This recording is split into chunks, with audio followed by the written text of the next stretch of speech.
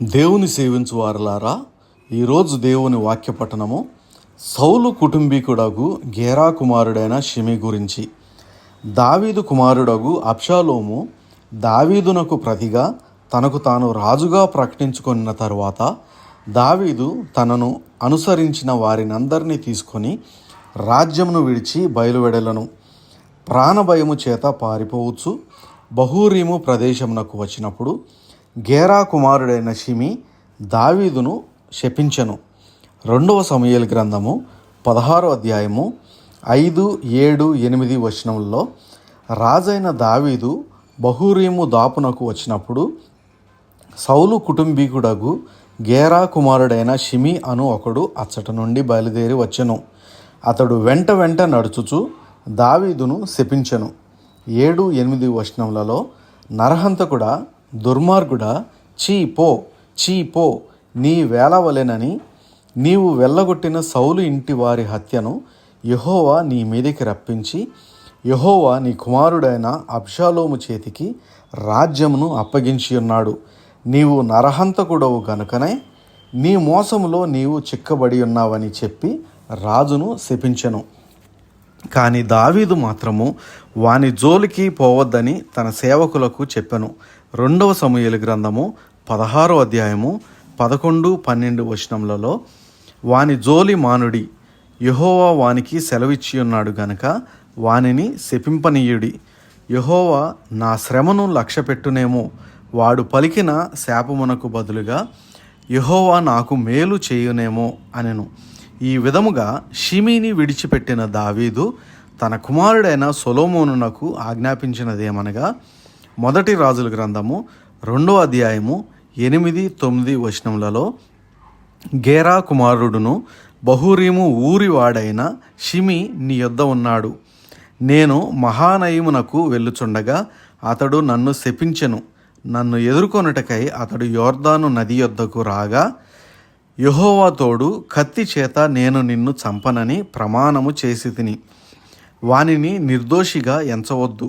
నీవు సుబుద్ధి గలవాడవు గనక వానిని ఏమి చేయవలెనో అది నీకు తెలియను. వాని నెరసిన తల వెంట్రుకలు రక్తముతో సమాధికి దిగజేయుము అని సెలవిచ్చెను. ఇక్కడ ఒక ప్రశ్న. దావీదు తనను శపించిన షిమిని తన కాలమున ఎందుకు చంపకుండా విడిచిపెట్టను? షిమికి దావీదు మీద ఎందుకు కోపము? బహూరీములో జరిగిన 2 విషయములలో షిమికి దావీదు మీద కోపం వచ్చెను. మొదటిది, సౌలు సేనాధిపతి అయిన అబ్నేరును హతమార్చుట వలన. రెండవది, తన భార్య అయిన మీకాలు సౌలు 2వ పెండ్లి చేపించి పంపిన లాయిషు కుమారుడగు పల్తీయేలు దగ్గర నుండి తెచ్చుకొనుట వలన. ఈ 2 సందర్భాలు బహూరీములో జరుగుట చూచిన షిమి దావీదు మీద కోపము ఉంచుకొనెను. సౌలు కుమారుడైన ఇష్బోషేతు ఇశ్రాయేలు గోత్రముల మీదను దావీదు యోధా గోత్రముల మీదను రాజుగా ఏలుచుండిన కాలమున రాజైన ఇష్బోషేతుకు తన సేనాపతి అయిన అబ్నేరుకు సాంగత్యము చెడినందున అబ్నేరు తన శత్రువు అయిన దావీదును కలిసి తన సహాయ సహకారాలు చేతునని సంధి కుదుర్చుకొని తిరిగి వెళ్ళుచుండగా దావీదు సేవకుడగు యోవాబు దావీదుతో చెప్పినదేమనగా 2 సమూయేలు గ్రంథము 3వ అధ్యాయము 24, 25 వచనములలో చిత్తగించుము, నీవేమి చేసితివి? అబ్నేరు నీ యొద్దకు వచ్చినప్పుడు నీవెందుకు అతనికి సెలవిచ్చి పంపివేసితివి? నేరు కుమారుడగు అబ్నేరును నీవెరుగవా? నిన్ను మోసపుచ్చి నీ రాకపోకలన్నిటినీ నీవు చేయు సమస్తమును తెలుసుకొనుటకై అతడు వచ్చెనని చెప్పెను. మరియు దావీదునకు తెలియకుండా తన సేవకులను పంపి అబ్నేరును హెబ్రోనునకు తీసుకొని వచ్చి అక్కడ యోవాబు తన సహోదరుడైన ఆషాహేలు నిమిత్తము అబ్నేరును కడుపులో పొడిచి చంపెను. 2వ సందర్భము 2 సమూయేలు గ్రంథము 3వ అధ్యాయము 14, 15, 16 వచనములలో మరియు దావీదు సౌలు కుమారుడగు ఇష్బోషేతునొద్దకు దూతలను పంపి ఫిలిస్తీయులలో 100 మంది ముందోళ్లను తెచ్చి నేను పెండ్లి చేసుకొనిన మికాలును నాకు అప్పగింపమని చెప్పుడనగా ఇష్బోషేతు దూతను పంపి, లాయిషు కుమారుడగు పల్తీయేలు అను దాని పెనిమిటి యొద్ద నుండి మీకాలును పిలువనంపెను. దాని పెనిమిటి బహూరీము వరకు దాని వెనుక ఏడ్చుచూ రాగా అబ్నేరు, నీవు తిరిగి పొమ్మనెను గనుక అతడు వెళ్ళిపోయాను. ఈ 2 విషయాలు బహూరీములో జరుగుట చూచిన షిమీ దావీదును నరహంతకుడనియు శపించెను, దూషించెను.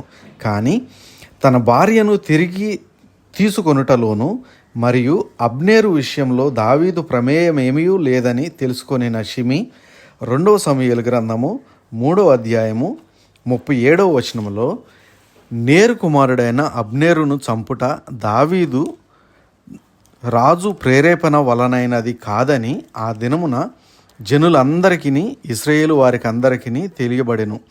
తరువాత పశ్చాత్తాపుడైన షిమీ దావీదును ఎదుర్కొనబోయెను. 2వ సమూయేలు గ్రంథము 19వ అధ్యాయము 19-20 వచనములలో, నా ఏలినవాడా, నేను చేసిన ద్రోహము నా మీద మోపకుము.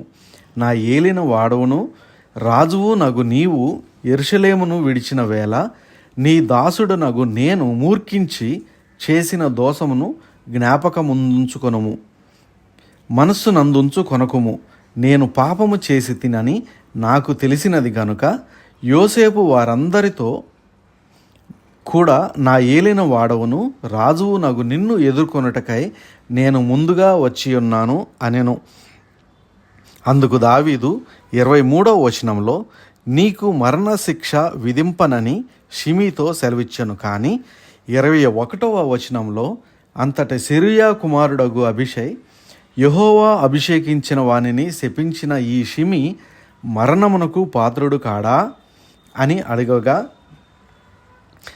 దావీదు పట్టాభిషేకము జరుగు శుభ సందర్భంలో షిమీని విడిచిపెట్టెను. కానీ అభిషేకించిన రాజును ఎవరునూ శపింపకూడదనే ఉద్దేశంతో రాజుగా నియమింపబడిన తన కుమారుడైన అనగా సొలొమోనుకు షిమీని గూర్చి తెలియపరిచినదేమనగా, షిమీ నెరవేర్చిన తల వెంట్రుకలు రక్తముతో సమాధికి దిగచేయమని సెలవిచ్చెను. అభిషేకింపబడిన వారిని ఎవరు శపింపకూడదు, శపించిన ఎడల మరణమునకు పాత్రులగదుమని ఇందును గూర్చి మనము గ్రహింతుము.